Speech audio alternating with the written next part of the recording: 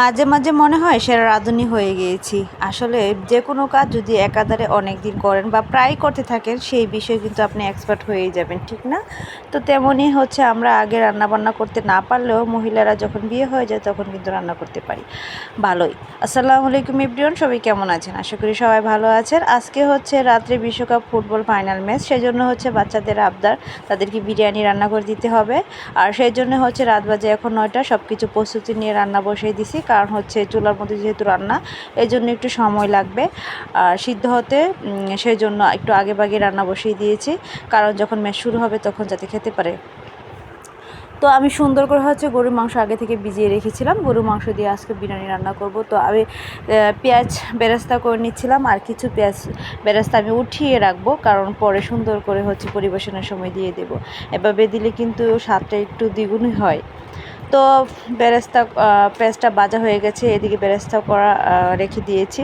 তারপর হচ্ছে গরম মশলা যেমন তেজপাতা, এলাচ, দারুচিনি সব কিছু দিয়ে দিয়েছি। তারপর হালকা একটু নেড়ে চেড়ে একটু পানি দিয়েছি, তারপর হচ্ছে মশলা দিয়ে দিব সবগুলো। আর এখানে পানিটা দিয়েছি আমি একটু হালকা কুসুম গরম পানিটা দিয়েছি। তো যখন আপনি পোলাও কিংবা বিরিয়ানি রান্না করবেন, সবসময় হচ্ছে গরম পানিটা ইউজ করবেন, কারণ সুন্দর হয়, জর্জর হয়। তো পরিমাণ মতো লবণ দিয়ে দিয়েছি, কারণ ইদানিং আমার বাচ্চারা বলতেছে সব কিছুতে নাকি লবণ আমি কম দিচ্ছি। জানি না কেন এমন হচ্ছে, কিন্তু আমার কাছে ঠিকই মনে হয়, কিন্তু তারা বলে লবণ অনেক কম হয়েছে। আর এখানে আমি দিয়ে দিয়েছি হচ্ছে আদা রসুন বাটা। আমি প্রায় সময় একসাথেই বেটে রাখি, আলাদা আলাদা করে বাটার ঝামেলা করি না। তো আমার ব্লেন্ডারটা নষ্ট হয়ে গিয়েছে, সেই জন্য পাটাতেই সব কিছু বেটে এখন সুন্দর করে ফ্রিজে রেখে দিই। তারপর হচ্ছে আমি জিরার গুঁড়া দিয়ে দিব, কারণ জিরাটা সুন্দর করে ভেজে আমি গুঁড়া করে নিয়েছিলাম।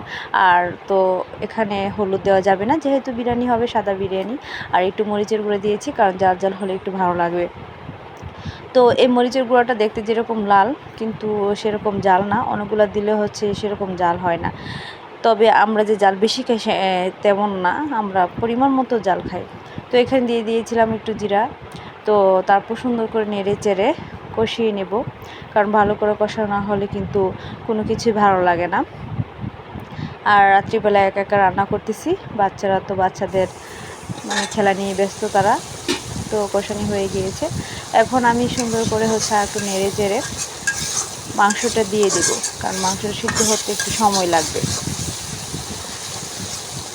তো এই ফুটবল খেলা উপলক্ষে হয়তো বা অনেক জায়গাতেই অনেক আয়োজন করা হচ্ছে। তো এখানে মেরিনেট করে রেখেছিলাম মাংসগুলো লেবু দিয়ে আর হচ্ছে লবণ দিয়ে। তো এখন ঢেলে দিয়েছি, আর এখন সুন্দর করে নেড়ে চেড়ে কষানো দিয়ে দিব।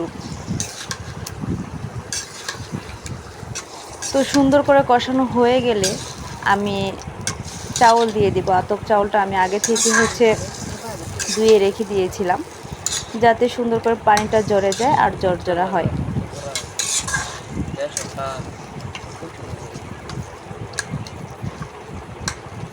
তো এখন আমি হচ্ছে ডেকে দেব।